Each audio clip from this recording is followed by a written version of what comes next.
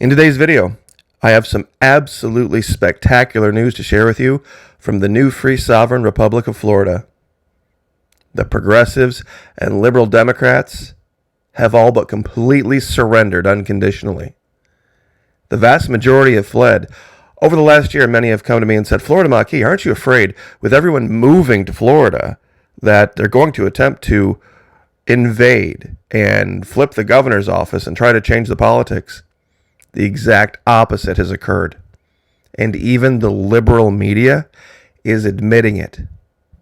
It is completely over for them, and they know it. And there's nothing they can do about it. 27 April 2022, national Democrats hesitant about Florida, hindering voter outreach efforts. Questions about Democrats' competitiveness in Florida have festered in recent years. Liberal grassroots groups in Florida are reducing staff and scaling back voter outreach efforts because of a growing reluctance from out-of-state donors to spend money on the state, says top progressive strategists. If the financial pullback continues, they warn, it threatens not only the party's chances in this year's slate of midterm races, but also Florida's place as a top-tier battleground in the 2024 presidential. It's over. It's over. There's a debate happening, quote, said Greg Speed, president of the National Progressive Organizing Group, America Votes, and some think due to Florida's size and recent victories by conservatives, we should shift resources and focus elsewhere. You see, you punch them in the mouth and they run away. You fight back and they run away. America Votes, which has helped organize voters in the state since 2007, is one of the groups shrinking its footprint, planning to ditch a statewide organizing effort in favor of a regionally focused one. Read Atlanta. You see, here in Florida, the old folks are starting to get into a workout routine for what's coming in the next few years. We have a plan. We have a plan to hold people accountable. And perhaps we might have our own new national holiday that coincides with Bastille Day. Because that's really what's going on right now. I've talked about this plan to shift the conversation online away from states' rights to more national issues so that other states don't get this idea of trying to stand up a Ron DeSantis. See, this was what it was really about in France in 1789. They had had enough of national issues. They had had enough of a tyrant. And they made it well known what they would do to those who try to suggest otherwise. This is what you have to do. 27 April 2022. Ron DeSantis gains nearly 300,000 followers since Elon Musk bought Twitter, raising suspicions of rats fleeing a sinking ship, of changing algorithms. 28 April.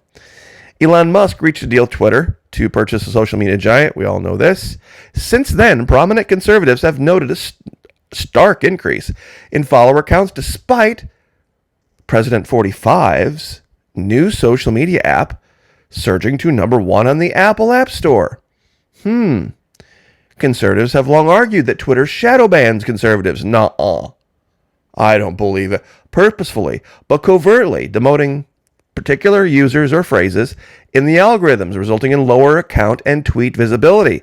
Since Musk bought Twitter, not only did conservatives gain followers, but are gaining as many as over 2,400% day over day, according to Social Blade. Now, this Social Blade is kind of inside baseball. It's a website that tracks your activity, whether you're on YouTube or Twitter or Instagram, which tracks and aggregates account statistics, shows that on Monday, just before Musk and other media outlets made the announcement, DeSantis gained 5,488 followers, following a trend of 4,000 to 8,000 per day since early April. Even when DeSantis made national news during Florida's special session, where he signed a law to strip the Walt Disney Company of its self-governing Reedy Creek Improvement District, follower gains only eclipsed that of about 8,000. But beginning on Tuesday, DeSantis gained 141,566 followers. The following day, he gained 64,129. At the time of reporting on Thursday, he has gained over 80,000 followers, bringing the total to around 285,000 new followers. Over 250,000 in 3 days. Oil up the guillotines, kid. Oil up the guillotines. It is over.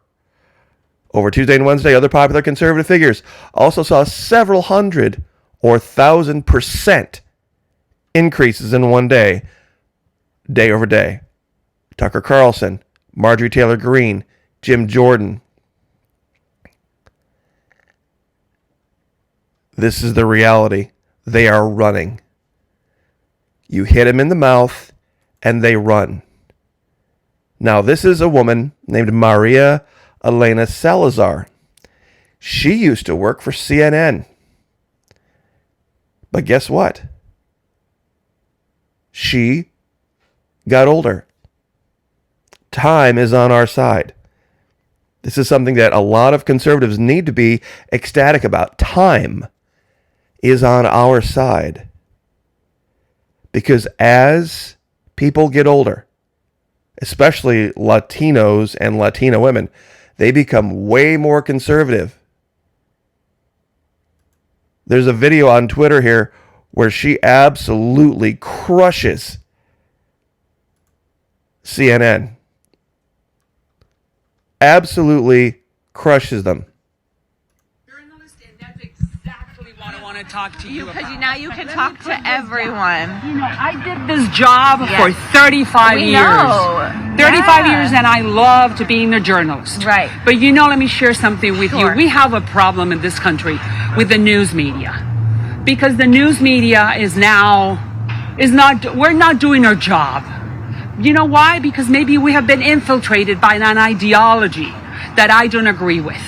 Now I am a member of the GOP, but I'm still an American. And shame on the media. You know why? Because we're concentrating and we're trying to look for headlines on what is not important. What's important, that there's a major threat in this country by what I call the socialist or the neo-Marxist. That's the real threat. Former employee of CNN who represents Florida in Miami. Now, some have said, how did Governor DeSantis do it so well, though? Others have tried. Well, here's this article from WESH. Governor DeSantis vetoes net metering bill protecting incentives for residents' solar. Real quick insight on this. In Florida, people who install solar, they actually get sometimes a rebate from the power company.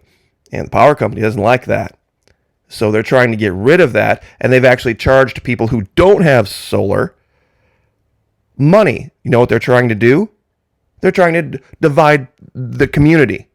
Big company like Florida Power and Light, they're trying to divide the community between those who have solar and those who don't by charging those people who don't have solar an extra amount of money to make up for what they're not making from these homes.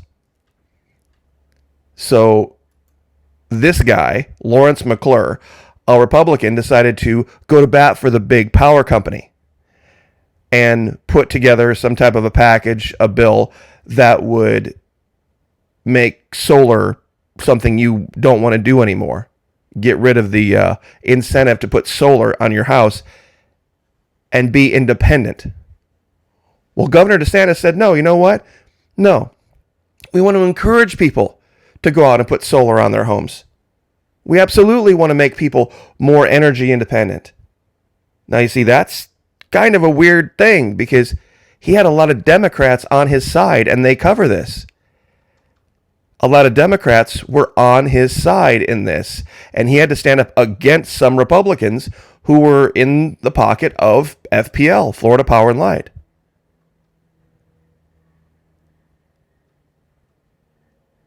And it covers that right here. Representative Anna Eskamani, Democrat, said the bill would have devastated the solar industry. So she agrees with the governor. If we once again enact special interest legislation, specifically legislation that was written by Florida Power and Light so that they can protect their profits, that is Florida's people's losing. Florida's people losing.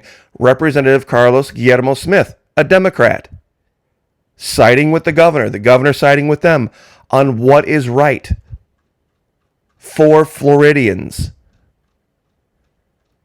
So you can't just always side with whoever the parentheses R is.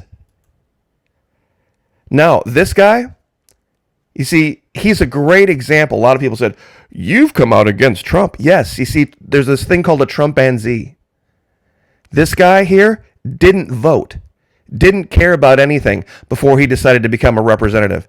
He didn't vote in 2008, 10, 12, 14, or 16. The only time he voted was for Trump. What does that tell you? Prior to him getting involved in politics ever, all he cared about was having Washington, D.C. fix everything for us.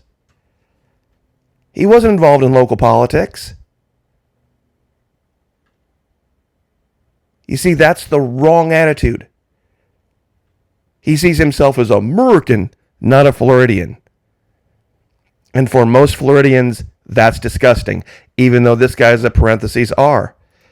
Defeated this woman, Yvonne Fry. Now, this is over in Hillsborough County, who was endorsed by Pam Bondi. She was a Future Farmers of America mom. She would have been a great representative. She would have never sided with FPL. And here locally, I know we've talked about Grady Judd before. We have Grady Judd on steroids here in Flagler County. We have a guy named Rick Staley. And he makes Grady Judd from Polk seem almost liberal. So, anyway, just wanted to cover kind of all of this and put together a picture that don't let your heart be troubled. They're losing. They've admitted they're losing. People have fought back, and now they are fleeing like rats off of a sinking ship, and it is time to oil it up, kids. It is time to oil it up. It's coming. Tick-tock, Dr. Fauci. Tick-tock. God bless. Like, share, subscribe. We'll see you guys next time.